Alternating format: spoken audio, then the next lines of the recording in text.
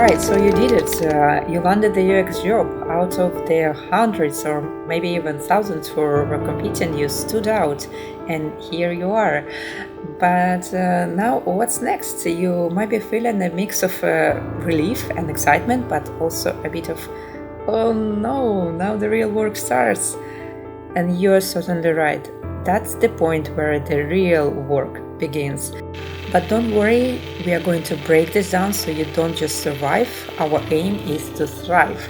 See, when you're new, it's essential to get up to speed quickly, not just on UX, but also on the product, industry, and internal processes. So here's a specific approach to building the right expertise fast. First and foremost, master the product inside out and setting the foundation. You need to get deeply familiar with the company and its product. No fluff here. You gotta go beyond just knowing it. And here's how. Use the product like a real user would. Take the product for a spin, go through each feature, explore every setting, even if it feels repetitive, so you experience any pain point firsthand. Dedicate time to experiencing the product from the perspective of different types of users, and then document your observations and questions, areas that feel clunky, parts that are confusing, and elements that intuitive or satisfying to you. And then you also have to understand the company's vision and goals and review the product roadmap. Think of this as your North Star. Schedule short coffee chats with the team members who work on different aspects of the product, so you can ask about the big goals and understand where your role as a UX designer fits into the bigger picture. And also at the part of the mastering the product, you should analyze competitors, of course. Dive into what competitors are doing differently and study your main competitors by signing up for the free trials of their products, and you can map out the user flows and look for ways they solve similar challenges and list down features they have that your product lacks, or even pain points they haven't solved yet. This will certainly be very helpful for design decisions later. And talk to team members who are well versed in their industry, like product managers or marketing colleagues, and ask them about current trends and emerging user expectations that could affect UX. And then you can use frameworks like Moscow method, like must have, should have, could have, won't have, to prioritize features that deliver maximum value within constraints. Alright, next up is understanding your users, and this is where your UX skills come in strong. Study existing users' research, dive into previous research reports, user surveys and usability tests if they're available. So note recurring themes or challenges users face, as this will help you to avoid relearning things already known.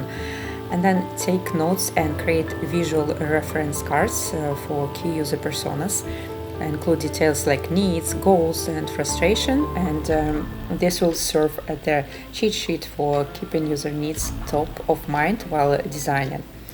Also, I think it's very important and helpful to map user journeys and any friction points. It's about imagining the path of user takes from start to finish with your product.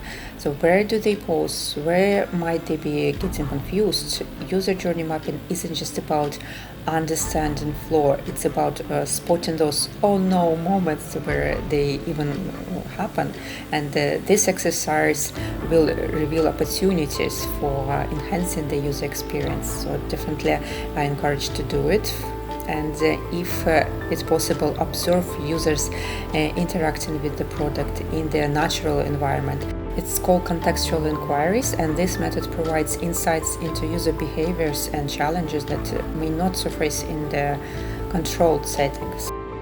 And also, let's get into the research sides of things. Don't skip this. This is where the user in UX really shines. I think it's better start with their quick user research wins. In your early days, it's best to do fast, lightweight research. Use a simple method like a surveys, informal user interviews, card sorting exercises if you're designing any information architecture. Another important step that you should take is to build internal UX skills specific to your role, and you should learn the internal design system. Spend time understanding your company's design system. If there is a component library in Figma or another tool, familiarize yourself with how and when to use each component. Note any areas that lack documentations and consider how you could contribute to making the system more complete. And also establish weekly check-ins or informal things with developers to understand how design translates into code in your company. That would be very helpful for you, trust me. And this will help also to you create designs that align with the technical constraints and make handoffs much smoother. So one thing that is crucial in almost every design role is actually a design system. Learn the system inside out, know the color palettes, the typography, the bottom styles, but here's the twist: don't be afraid to also suggest improvements. If something feels clunky or outdated, document it. Actually, improving the design system is a great way to build credibility as a designer. Next, let's talk principles. The UX principle that should guide you, and these are the core UX pillars you want to stick to no matter what you design: accessibility, simplicity, consistency. Accessibility is not something we can choose or choose not to do. It's not an option. This means that designing for everyone, including users with disabilities. Use color contrast checkers and alt text for images, ensure keyboard navigation works, and make accessibility non-negotiable in your designs. Also, consistency is the key. This is especially true if you're designing across multiple platforms. Make sure your mobile experience aligns with desktop. Next step that I like a lot is to build a rapid iteration mindset for skills growth. You should design a mini project and test ideas quickly. Take a small design task or create mini prototypes for new ideas. And this is a great practice that helps you get feedback faster and learn from trial and error.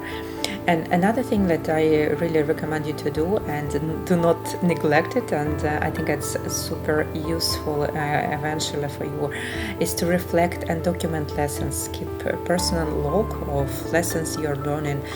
It can be UX insight tools you're getting comfortable with, or even things to watch out for.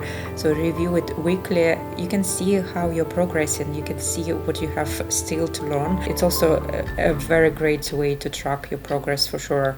Now let's talk about the handoffs. It's super important. You've put in the work and now you have to make sure it's executed right. Design handoffs can make or break a project. So definitely don't just throw your Figma files at the developer's team and hope for the best.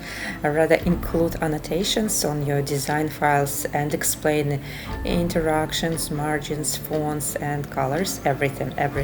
Clearly document any micro interactions or animations. And then don't forget to check in from time to time. Don't just disappear after the handoff.